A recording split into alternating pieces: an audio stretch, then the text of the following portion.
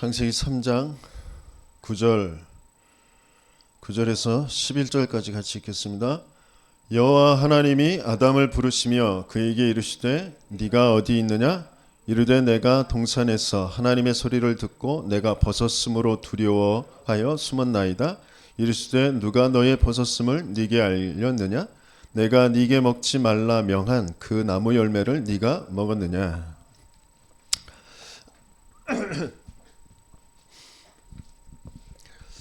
하나님께서 분명히 저와 여러분들을 부르셔서 생기 가득한 교회를 이 지역에 세우셨는데, 생기 가득한 교회를 세우시고 지금까지 주신 말씀의 흐름입니다. 지난주에 생기 가득한 교회 처음 세울 때 주셨던 말씀, 그 말씀 가지고 그 다음에 주제로 주셨던 것이 바로 나의 위치라는 거예요.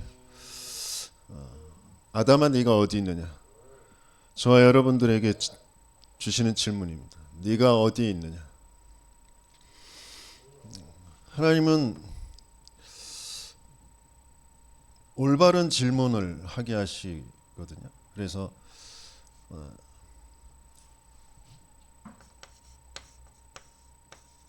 당연한 것을 찾게 하시려고 하세요. 내가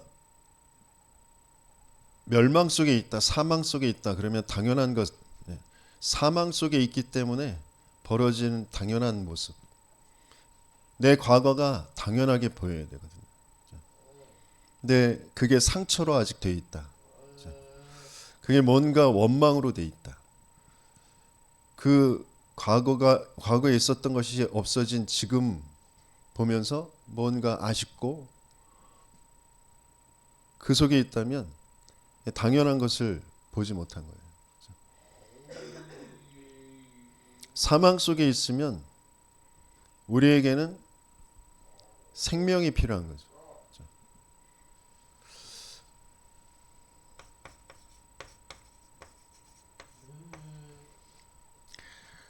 필연적인 것, 필요한 것, 내가 보게 되어지는 그 현장 속에 필요한 것이 무엇인지, 그것이 발견되어지면 절대로 이루어 가시는 것. 하나님은 이게 보여지게 하시길 원하시고요. 이걸 하나님은 우리에게 질문으로 주시고 또 그냥 질문만 주시는 게 아니라 답을 함께 주시는 거죠.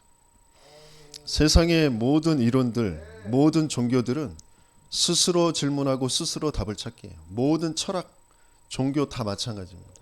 스스로 질문을 던지고 스스로 찾는 거예요.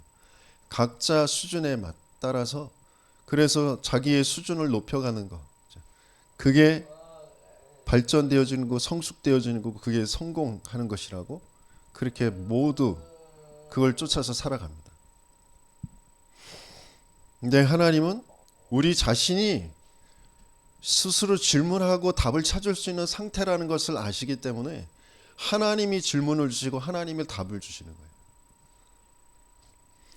그래서 말씀, 성경, 이게 나와 가깝지 않으면 똑똑한 것 같은데, 많은 것을 알고 있는 것 같은데, 뭔가 잘 하고 있는 것처럼 보이는데 하나님과 전혀 안 맞기 때문에 참된 행복과 평안, 하나님의 이루어 가시는 미래, 그 소망이 맞지가 않아요.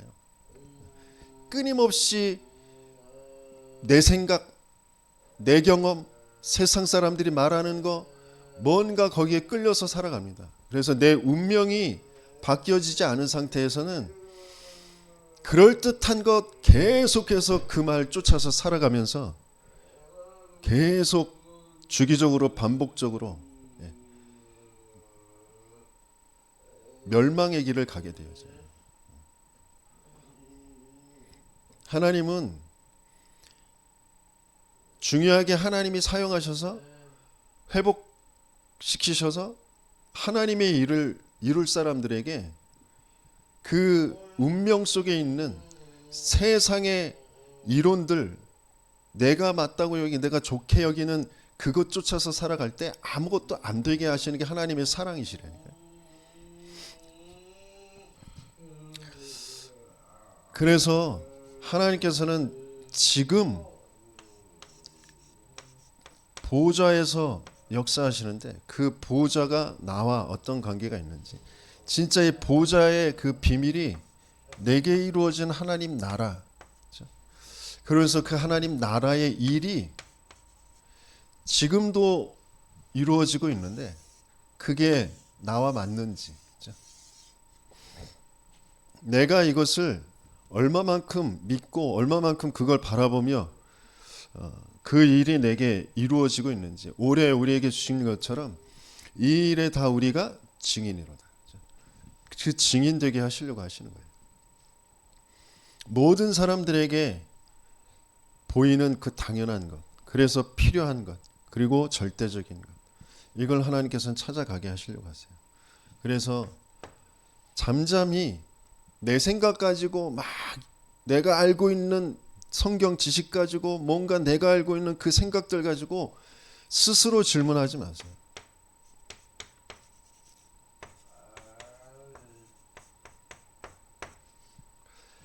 하나님의 질문을 들으실 수 있어야 돼요. 물론 이게 하나님의 은혜 속에 벌어지는 일이지만 하나님이 내게 하시는 질문, 그게 들려지고 내 스스로 답을 찾는 것이 아니고요.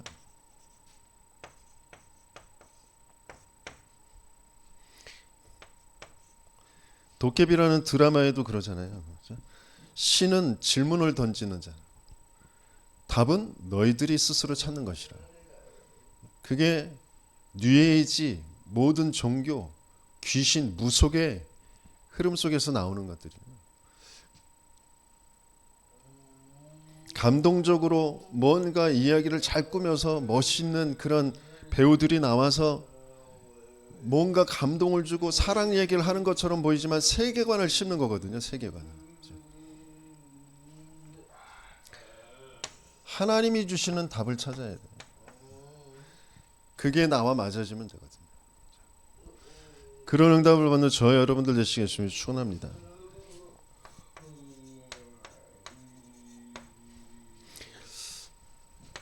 오늘 창세기의 중요한 질문, 네가 어디에 있느냐?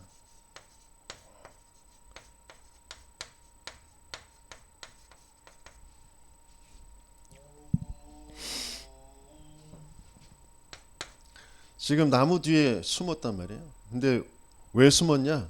내가 벗어서 두려워 숨었다, 이렇게. 모든 사람들은 다 이렇게 얘기할 수밖에 없어요. 그렇죠? 내가 돈이 없어서 불안하고 화나고 짜증난다고 얘기할 수밖에 없어요. 내가 병들어서 불안하고 두렵고 짜증난다고 얘기할 수밖에 없어요. 뭔가 일이 잘못돼서 내가 화가 나고 원망스러워, 누구에게 미운 마음이 들 수밖에 없다고 그렇게 얘기하게 돼요.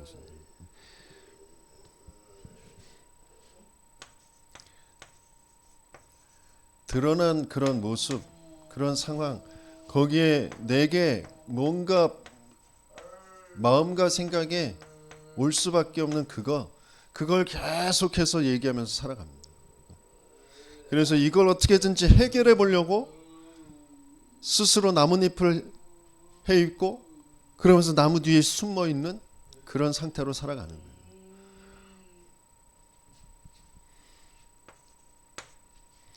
근데 하나님은 분명하게 우리의 상태를 알게 하시려고 누가 너에게 벗었음을 알렸느냐 이렇게 물어보세요. 누가 알려준 거 아니잖아요.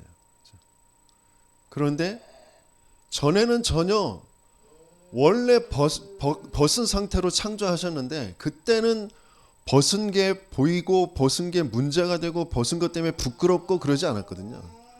근데 누가 알려주지도 않았는데 그게 부끄러움이라는 게 내게 이미 와져 버렸어요. 왜?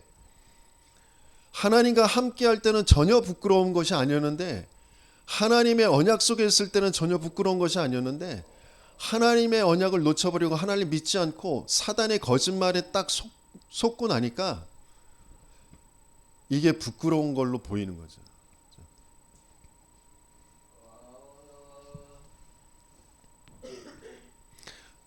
저와 여러분들에게 있는 모든 문제들이 내 수치심, 누군가에게 무시당하는 것 같고, 누구에게 비교해서 나는 그것보다 못한 것 같고, 그런 생각에 잡히는 게 그 상황 때문이 아니라 세상의 이론에 나도 모르게 동화되어져 있는, 그게 하나님 안 믿는 상태, 하나님 떠난 상태라는 거예요. 그렇죠? 저희 아버지가 형제들끼리 잘 이렇게 오랜만에 화목하게 놀고 있는데 들어오자마자 이담요차기로 저를 빵 차버렸어요. 왜? 자기가 문밖 창문을 두드리면서 막 두드렸는데 우리가 너무 시끄럽게 떠드느라 그걸 듣질 못했어. 초인종을 울렸는데 그것도 듣지 못했어. 그래서 주인집 아주머니가 와서 문을 열어줬단 말이에요. 그 자체가 자기에게 너무 부끄럽고 미안하고 화가 나는 거지. 새집 사는 사람, 새집 산다라는 그 자체가 아니라 주인집이 나와서 문을 열어줘야 되고 내가 거기에 미안해야 되는 그 상황이 너무 화가 나는 거지. 그래서 들어오자마자 다른 사람이 아니라 3형제 중에 저에게 이담조차기로 차시는 거지. 그러면서 또 저는 그 아버지가 찬 그게 아프고 화가 나는 게 아니라 그 주인집에 저보다 1살인가 2살 밑에 있는 애가 지나가면서 씩 하면서 그걸 보면서 웃는 그 모습이 너무 화가 나고 부끄럽고 그런 거죠. 우리는 각자 나름대로 뭔가 남이 알려준 것도 아닌데 내 스스로 부끄러움에, 수치심에, 내 생각에 잡혀버리는 게 있다니까요. 근데 그게 내 스스로 내 생각인 것 같지만 아니라니까요. 사단에게 장악된 그 영이 귀신의 그 문화 속에서 나도 모르게 내 생각인 것 같고 내 감정인 것 같은 거기에 끌려서 계속 거기에 빠져나올 수 없는 그 생각과 감정으로 나를 끌고 가는 거거든요.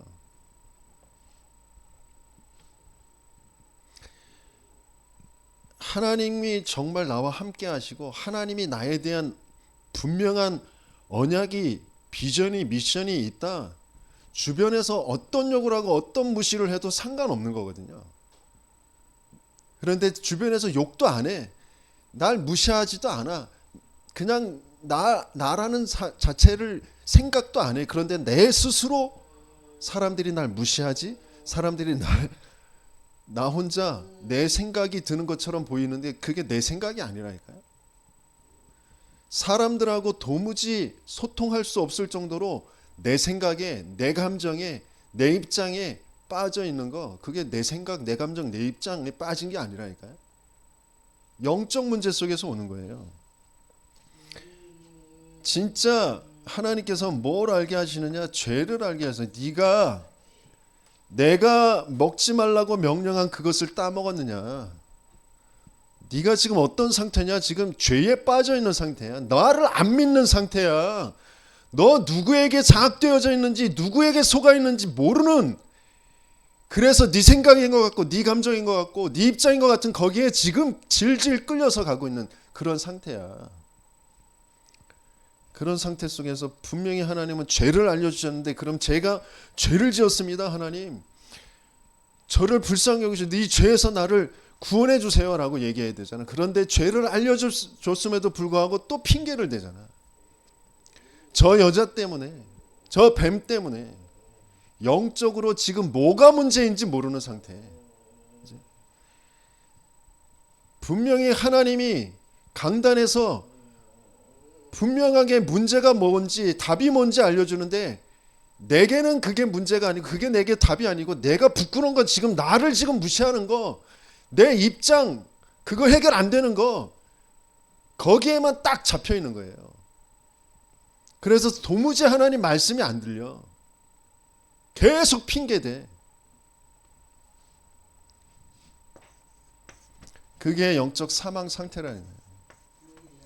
어떤 상태인지 그 영적 사망 상태, 죄의 상태, 하나님 떠나 사단에게 장악된 상태, 그 영적 문제를 해결할 수 있는 하나님의 답은 창세기 3장 15절 여자의 후손이라는 거예요.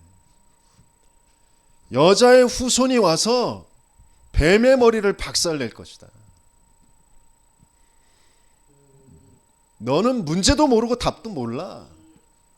문제는 네가 나를 안 믿는 것이고 사단에게 장악된 것이고 아무리 노력하고 아무리 몸부림치고 아무리 가리고 아무리 숨어도 거기에서 벗어날 수 없어. 그래서 남자 여자 그 사람의 그 흐름에서는 안 되기 때문에 사람의 모습으로 하고 오지만 그 영은 하나님이신 그 그리스도가 와서 여자의 후손으로 와서 그 사단을, 그 죄를, 하나님 떠난 문제를 해결해 줄 거예요. 너에겐 그리스도가 필요해. 그걸 알려주시는 거잖아요. 문제가 뭔지 답이 뭔지. 그게 정말 맞아지는 저와 여러분들 되시겠으면 축원합니다. 이 세상의 모든 사람은 다 이 불신자 상태에 있어요. 영적 사망 상태에 있어요.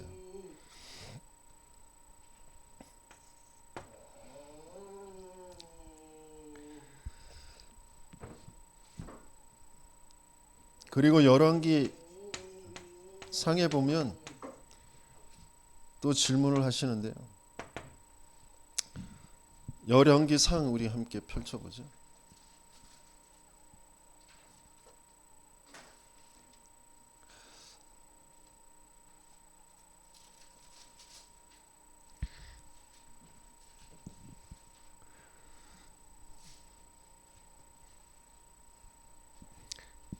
창세기에 또 바로 하나님이 질문을 하시는데 가인에게 내 아우 아벨이 어디 있느냐라고 질문하세요.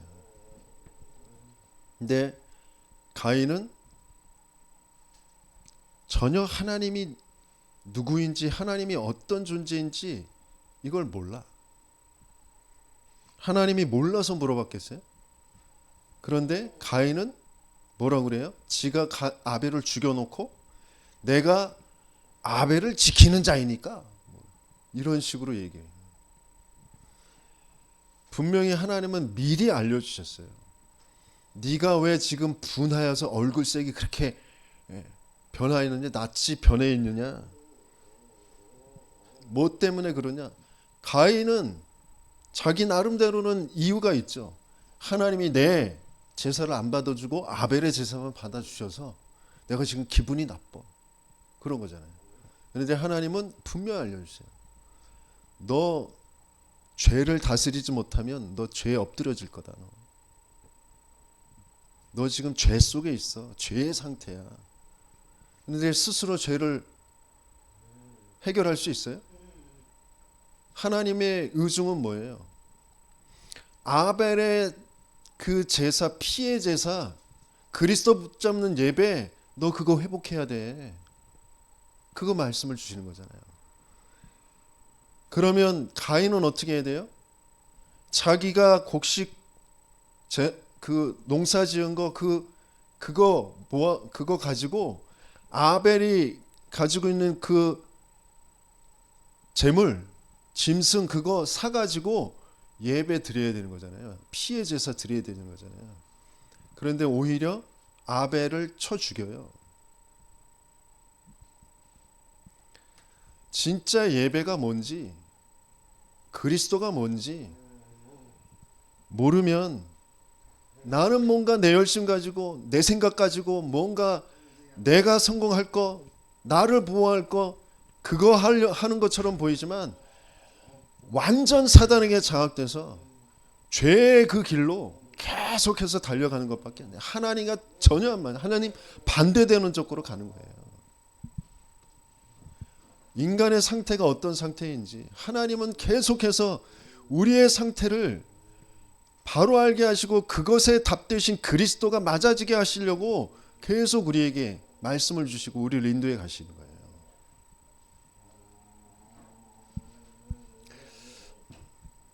열왕기상에 19장에 보면 엘리야의 이야기가 나옵니다. 엘리야가 그 갈멜산에서 굉장한 역사를 보이죠. 바알신을 섬기는 그런 선지자들과 겨루어서 비가 안 내리던 곳에 비가 내리게 하고 젖은 곳에 불이 내리게 하고 굉장한 능력의 역사로 그 우상 숭배하는 자들을 다 무찌르는 그런 어마어마한 역사를 보이는데 그 이세벨이라는 그 악한 여왕이라고 해야 돼? 그 왕의 부인이 오히려 더 악에 바쳐서 이 엘리야를 죽이기 전까지는 내가 죽지 않을 것이다. 그래가지고 사형 선고 지명수배를 내리잖아요. 그것 때문에 지금 엘리야가 낙심해 있는 상태. 19장 4절 같이 읽어보겠습니다.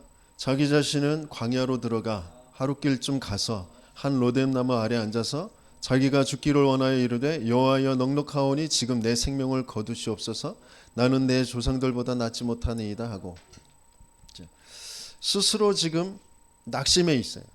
스스로 안 될 것. 그래서 스스로 내가 답을 찾아가. 그래서 내가 차라리 죽는 게 낫겠다. 하나님 나를 데려가 주세요. 나를 죽여주세요. 도저히 여기서 살 소망이 없어. 도저히 안 돼. 내 능력으로는 도저히 못해. 많은 성도들이, 많은 목회자들이 딱 이 상태예요. 지금까지 내가 그렇게 정말 신앙을 지키고 뭔가 내가 몸부림치면서 교회를 위해서 정말 이 세계복음화를 위해서 달려왔는데 더 이상은 못하겠어. 도무지 나아지는 것도 없고 바뀌어지는 것도 없고 되는 것도 없고 차라리 죽었으면 좋겠다. 차라리 빨리 불러가셨으면 좋겠다.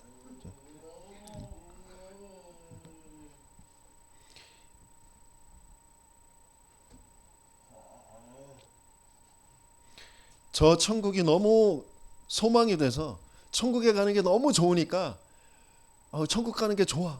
그래서 하나님 나 데려가 주세요. 이것보다는 지금 이 땅에 사는 게 너무 힘들어. 지금 내가 도무지 소망이 없어. 그래서 데려가 달라고 하는 거죠.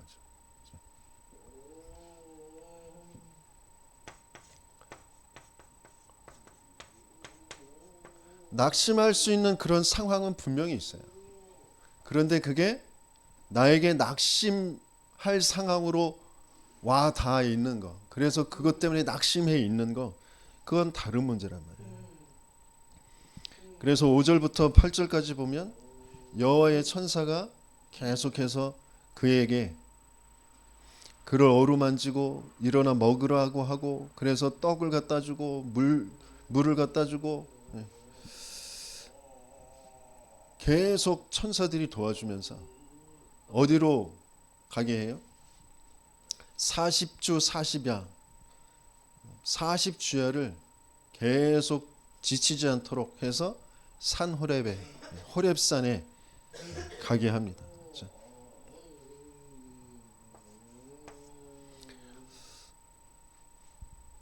우리가 낙심되어져서 도저히 기도할 수 없을 그런 상황에도 하나님은 성령께서 우리 안에 탄식하심으로 우리를 위해 간구하시고 우리를 인도해 가시는 거예요. 천사들을 보내서 우리가 더 하나님이 원하시는 그 길로 갈 수 있도록 우리를 인도해 가시는 거죠.